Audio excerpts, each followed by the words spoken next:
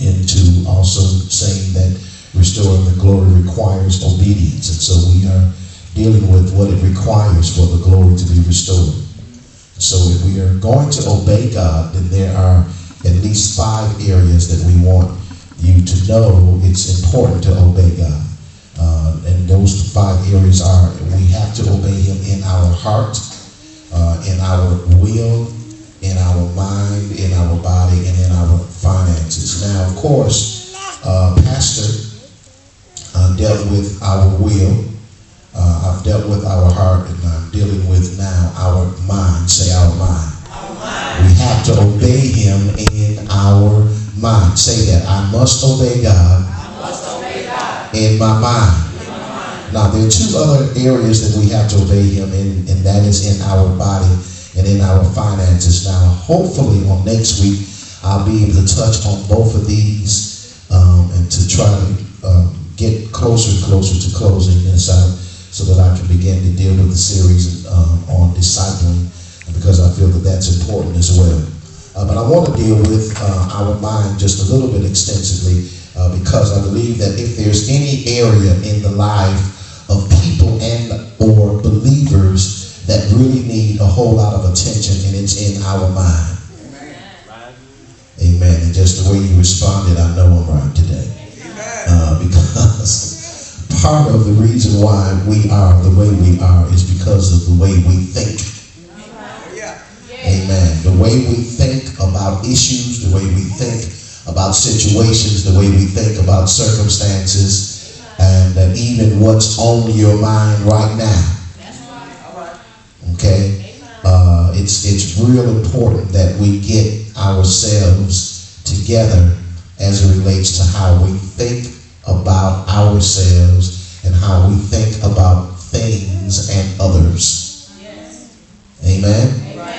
Now, the word mind, M-I-N-D, means, when you talk about it, it's dealing with the ability for the human faculty of, I'll call it reflective thinking.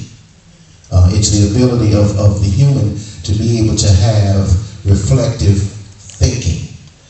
It is often used of your emotions as well. It deals with your emotions. How we think deals with our emotions. And then I'm going to deal with what other aspects of it in just a moment. Another word that's real key in a moment, because if I get on it now, it kind of lead me too quick into what I want to talk about.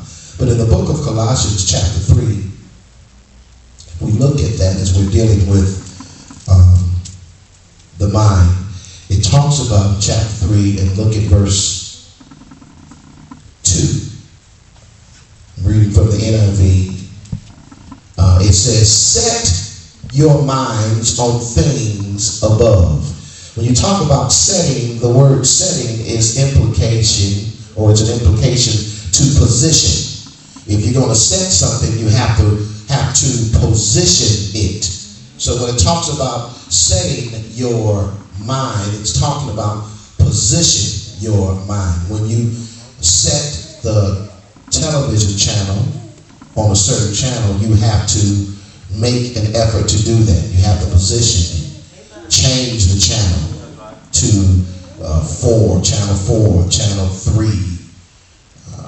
or whatever the case may be. You set the channel. Some of you who drive cars, you have your radio station set on certain channels. Y'all don't believe I'm telling the truth? Because I go out there and we'll find out what channels you got set. Don't make me go out there. We'll find out where they set at. Hello? CD players with CDs already in it set. But this might say set. Well, it didn't happen by itself. How did it get on that radio station? I don't know. Oh, yeah, we know. Hello, somebody. Because you said it. You positioned it. So, Paul says here, position your mind. You set your mind. It's your, listen to me, responsibility to place, position, or set your mind where it needs to be. turn and look